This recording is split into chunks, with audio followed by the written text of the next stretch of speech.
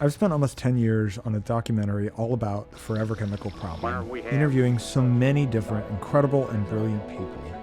I decided to make this series to include highlights from each of those interviews, giving their stories more life than just a few moments in a film. My name is Mark Strynar. My title is Physical Scientist at the US EPA.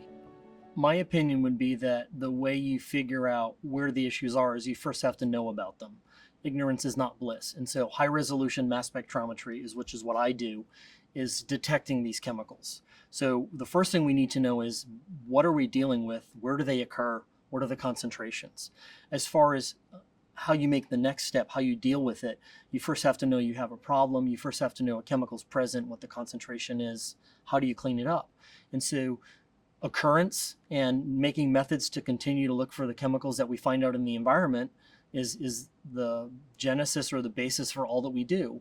We can make no decisions about what the next step is to prevent exposure, to remediate, to tell people whether or not this is a safe or an unsafe level until we know what it is we're dealing with. When I first started working on this topic, I think the first thing was nobody really knew what these were in 2002 or so.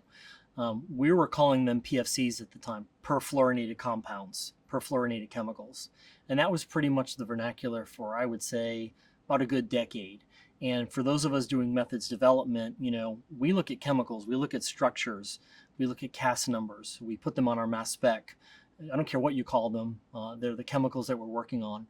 And sometime around, I think 2012 or so, there was a paper that came out where they said, well, let's start calling these PFAS, per and polyfluoroalkyl substances, which is a mouthful, but it sort of defines what it is we're talking about. Again, it's the same chemical, doesn't matter what you call them.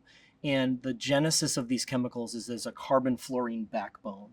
It's an extremely strong bond. That's why they're resistant to degradation.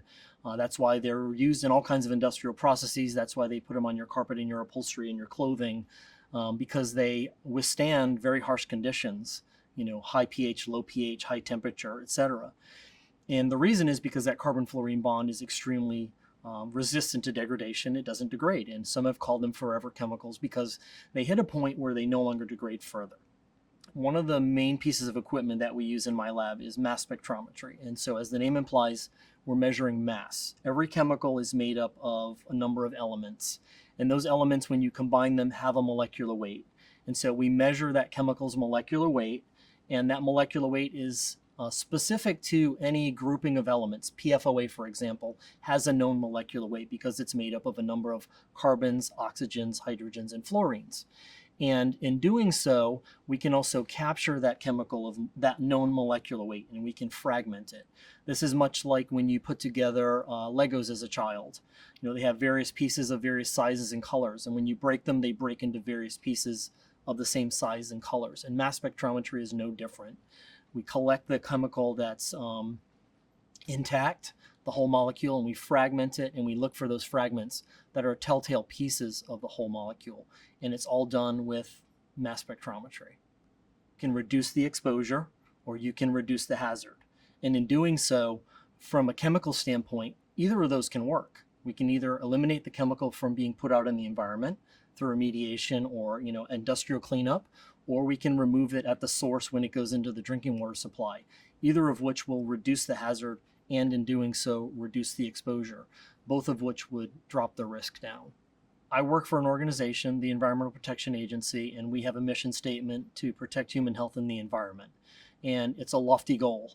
And I think as public servants, we do a job that's very important. I think it's important to have, safe drinking water and clean air. And it's absolutely essential, the research that we do, to answer the questions that we don't know about right now for future generations.